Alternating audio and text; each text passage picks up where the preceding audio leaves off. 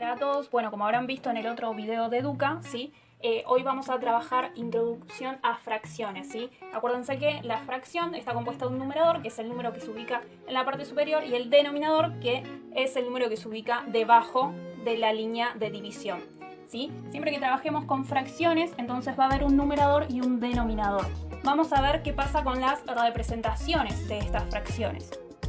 Si nosotros queremos representar esta fracción, ¿sí? Va a estar compuesta entonces por la cantidad de partes que me indique el denominador. En este caso, el denominador me dice que el entero está compuesto de 5 partes.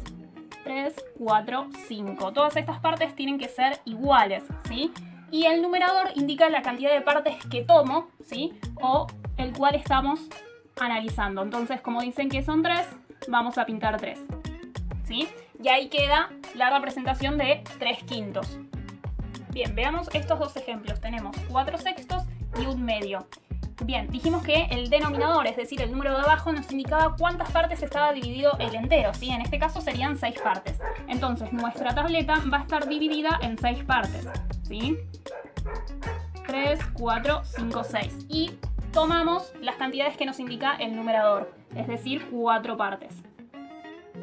Bien, en este caso el entero está dividido solamente en 2 partes, entonces ese entero lo dividimos por la mitad. Y nos interesa o pintamos solamente una parte. Bien, la fracción es equivalente, ¿sí? Equivalente viene de equidad, es decir, que equivale a algo igual. Entonces representan un mismo número, una fracción puede estar representada por diferentes formas, pero que representan el mismo número. Por ejemplo, si tenemos 1/2 y 2/4, ¿sí? 1/2 y 2/4 son fracciones equivalentes. ¿Cómo me doy cuenta? Porque existe un número que al multiplicar el numerador y el denominador me dan estos números de acá. Por ejemplo, si el 1 lo multiplicamos por 2, nos da 2. Y si a este lo multiplicamos por 2, nos da 4. Como existe un valor que multiplicando al número de arriba y al número de abajo nos da ese, esas fracciones son equivalentes, ¿sí? Entonces, sencillamente, si yo lo que quiero es encontrar fracciones equivalentes, por ejemplo, tenemos 3/7. Para encontrar una fracción equivalente, multiplico el numerador y el denominador por el mismo número. A 3, por ejemplo, lo multiplico por 2, me da 6. Y a 7 también lo multiplico por 2, entonces nos da 14. 6/14 es una fracción equivalente, 6/14 es una fracción equivalente de 3/7, ¿sí? Podemos buscar otra fracción equivalente más, multiplicando a la inicial por otro valor que no sea 2.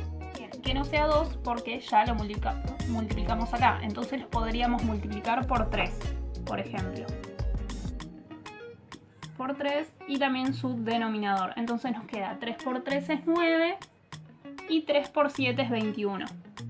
Entonces, tanto 6/14 como 8/21 son fracciones equivalentes de 3/7. Bien, veamos la siguiente actividad. Dice, escribir dos fracciones equivalentes de. La primera es 1/3 y la segunda es 2/5. Entonces, como habíamos dicho, tenemos que multiplicar el numerador y el denominador por un mismo número, ¿sí? Entonces, vamos a empezar, por ejemplo, por 2, ¿sí? Y ahora resolvemos. 2 por 1, 2. 3 por 2, 6. Y ahí encontramos la primera fracción equivalente, 2/6. Puedo volver a multiplicar esta por 2. Y encuentro otra fracción equivalente.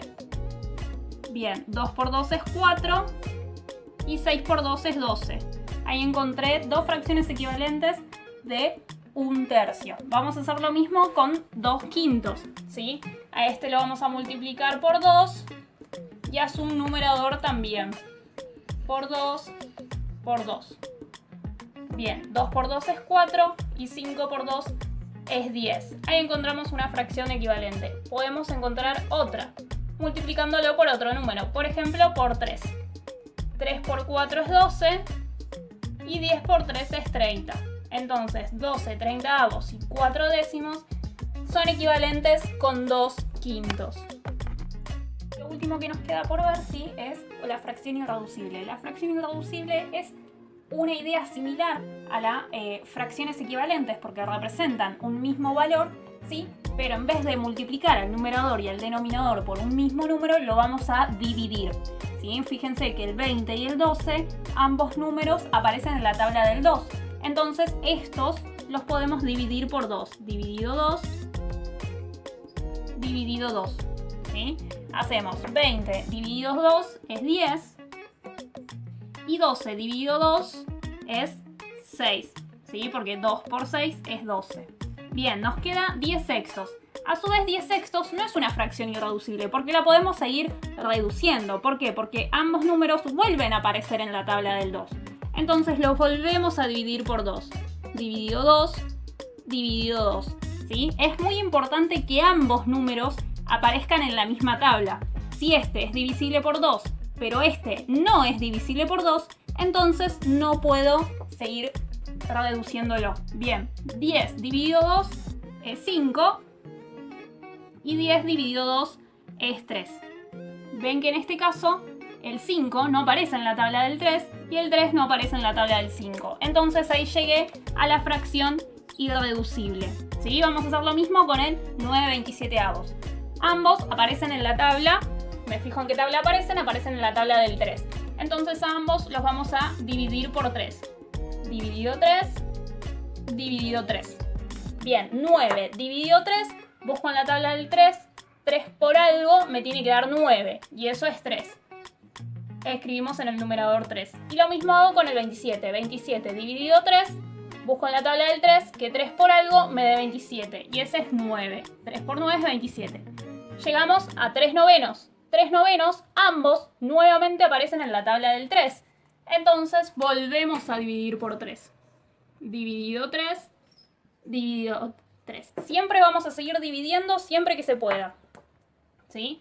3 dividido 3 es 1 y 9 dividido 3 es 3.